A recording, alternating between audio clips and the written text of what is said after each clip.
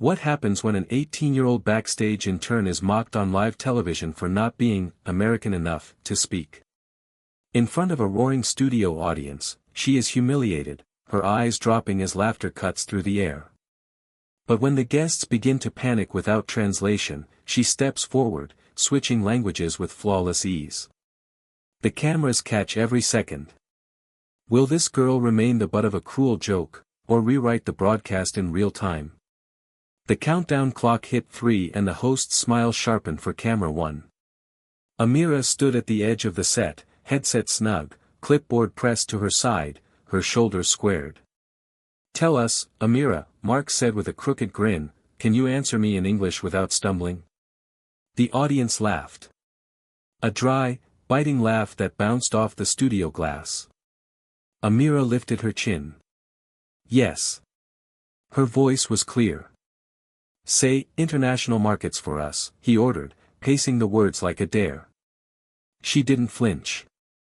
"International markets." Smooth, precise.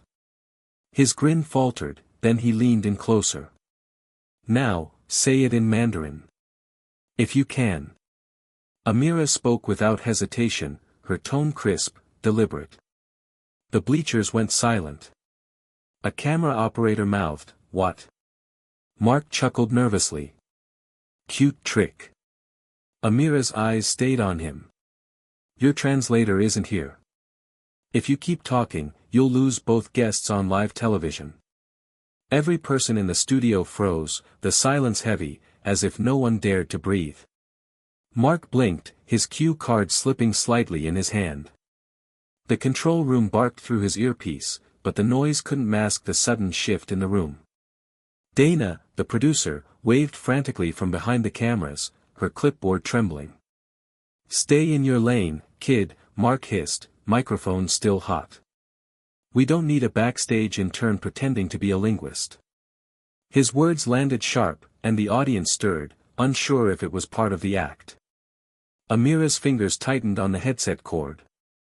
Her eyes dropped for half a beat, lashes trembling, then steadied again. A breath. A choice. The guests at center stage looked lost, the French economist leaning forward, the Mexican filmmaker whispering in confusion. The seconds ticked by like gunshots. "Translate," Dana snapped from the floor, panic in her voice. "Now, Amira." Amira stepped forward, her voice low but steady. In fluent French, she clarified the economist's point. In perfect Spanish, she relayed the filmmaker's reply.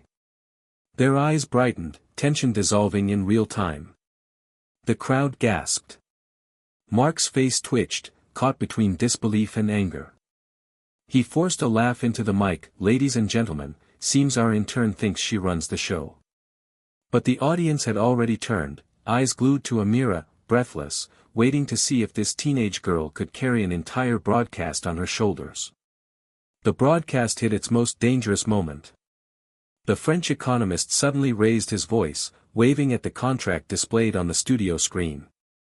The Mexican filmmaker leaned back, shaking his head, muttering rapid Spanish. Confusion rippled, the live subtitles stuttering with errors. Mark smirked into his mic. "Looks like our little intern is out of her depth." His tone sliced through the tension, calculated, cruel. Amira inhaled slowly.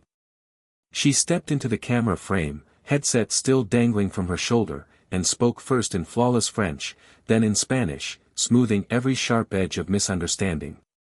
Her tone was calm, precise, almost defiant. The economist's brow softened. The filmmaker broke into a smile. The crisis dissolved in seconds. Then the blow came. Dana's voice, accidentally bleeding into Amira's hot mic, spat from the control room, "Don't let her grandstand. She's just a prop, we'll cut her out later." The studio froze. The words hung heavy in the silence. Everyone heard them. Amira's eyes flicked up to the glowing red camera light. For the first time, she faced not Mark, not Dana, but millions watching live. "I'm not invisible," she said firmly. "Not anymore."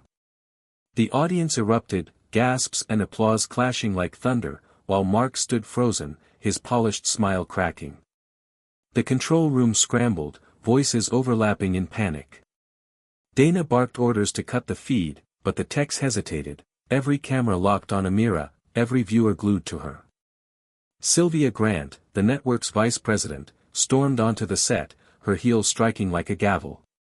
"What is going on here?" she demanded, her voice slicing through the chaos. Mark straightened his tie, desperate to salvage his pride. "She hijacked the show, Sylvia. A stagehand pretending to be a translator. She embarrassed us on national television." Amira's pulse hammered, but she didn't retreat. She kept her eyes fixed on Sylvia. "I saved your show. And everyone here knows it." The audience roared in agreement, clapping and shouting. Several stood to their feet, chanting her name, while the guests on stage nodded in support. Sylvia looked at the replay on the monitor, hearing Dana's contempt replayed raw through the hot mic. The insult echoed again, "She's just a prop." Sylvia's expression shifted, steel hardening in her gaze. She turned to Amira. "How many languages do you speak?" Amira lifted her chin, her voice steady. 10. Enough to prove I belong here." The silence that followed wasn't empty, it was charged, a silence that made the powerful squirm, a silence that left Mark and Dana visibly shaken. The broadcast moved into its final minutes, the studio air thick with anticipation. Sylvia stepped forward, her voice resonant and measured. "From this moment on, Amira Lewis is no longer just an intern. She will lead our international cultural desk." Mark's jaw slackened. Dana dropped her clipboard, the sound sharp against the polished floor. The audience erupted in applause, stomping, cheers flooding the live feed. Amira stood frozen, clutching her headset, her breath catching in her chest. The same girl mocked minutes earlier was now center stage, the one holding the show together. "I didn't ask for this spotlight," she said, her voice trembling but clear. "But too many of us are treated as invisible. Today proves we aren't." The crowd roared again, chants of her name echoing across the studio. Mark's forced smile collapsed, his silence more brutal than any insult. Dana stared at the ground, unable to meet Amira's eyes. Sylvia placed a firm hand on Amira's shoulder, grounding her. "You just gave this network its most authentic moment in years. And we all saw the truth." The cameras faded out on Amira's steady gaze, a girl no longer hiding in the shadows but standing in the full weight of the lights, her dignity undeniable.